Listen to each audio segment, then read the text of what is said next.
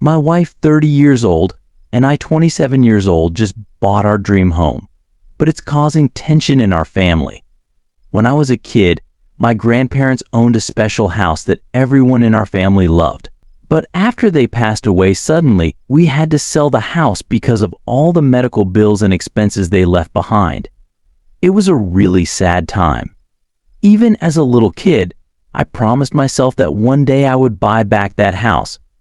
I shared that dream with my sister. I met my wife when I was 18 and she was 21. Her parents owned a small rental property that they let her live in for free, as long as she paid the expenses. A year into our relationship, she asked me to move in with her, and we got married a year later. I shared my dream of buying my grandparents' old house with her, and she was totally on board.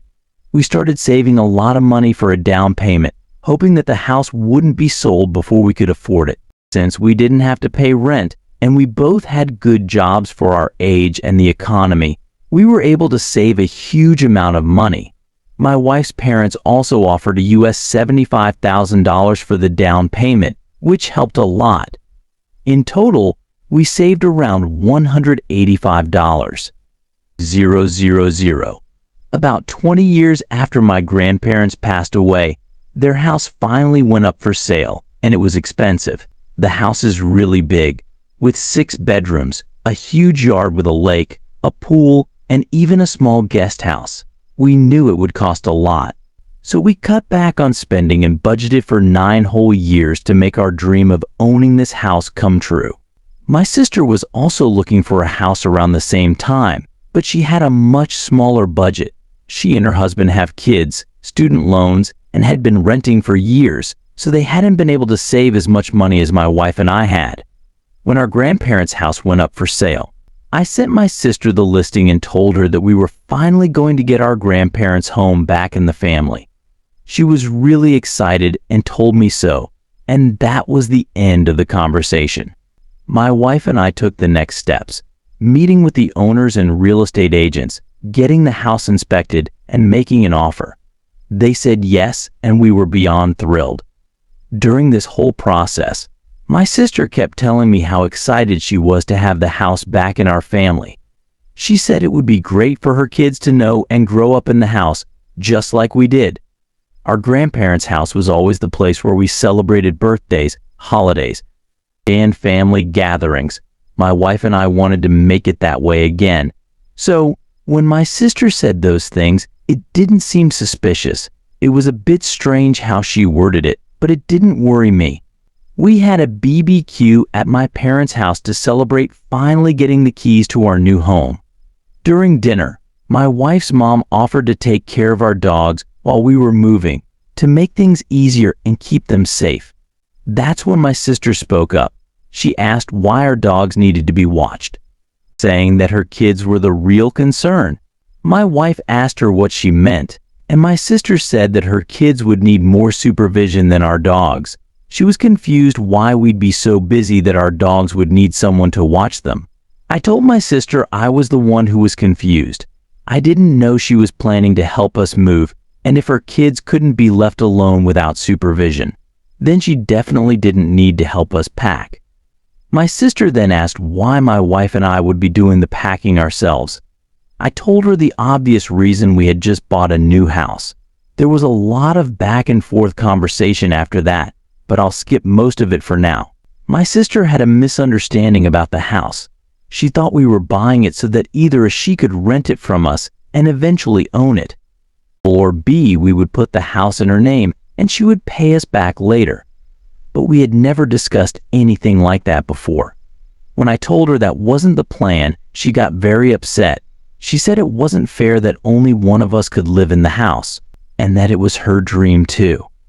She thought her kids deserved to grow up in the family home and wondered why my wife and I needed such a big space anyway.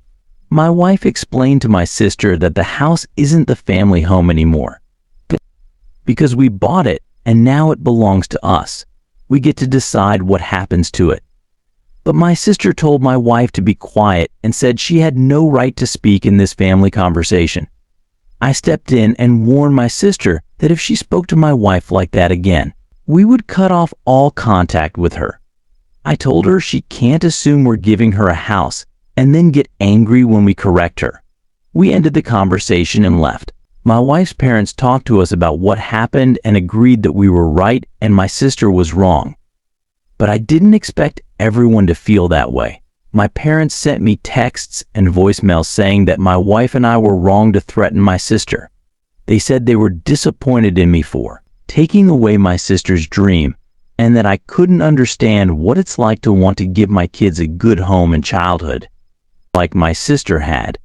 They think it's only fair that we find a way to give my sister the house and that we can afford to buy another one.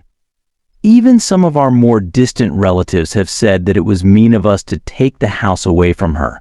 I'm genuinely shocked and surprised by the reaction. I've seen similar stories on Reddit about entitled people expecting to inherit their relatives' houses, but I never thought I'd experience it myself. This feels like a dream, but not in a good way. I hate that our new chapter in life is starting with so much tension and disagreement. Am I the a-hole Ada for buying the house that my sister thought should be hers? Story 2. Was I wrong to warn my girlfriend that our daughter might be targeted by someone with bad intentions? Since early last year, my girlfriend 25F has been suggesting we get our 7-year-old daughter 7F a phone. She says our daughter keeps asking for one because some kids at school have phones and are on social media platforms like TikTok and Instagram. I've told my girlfriend multiple times that I think this is a bad idea. I'm worried about our daughter's safety because of predators, her young age, and the potential risks of social media. Whenever I express my concerns, my girlfriend either dismisses me as being overly cautious or points out that I had internet access at a young age too. I explained to her that it's different now, and I want to make a conscious decision to protect our child. I believe it's best to wait until she's older before giving her a phone. If I ever do decide to get her a phone, it will be solely for emergencies, like calling us or emergency services if she needs help. I want to ensure her safety and well-being. 5 days ago, the conversation escalated, and I've been wondering if I was wrong for what I said. I was watching TV on the couch when my girlfriend came over and told me she'd been saving up money to buy our daughter a phone for her upcoming 8th birthday. I immediately expressed my disagreement, explaining again that it's not a good idea due to online dangers like predators, explicit content, cyberbullying, and more.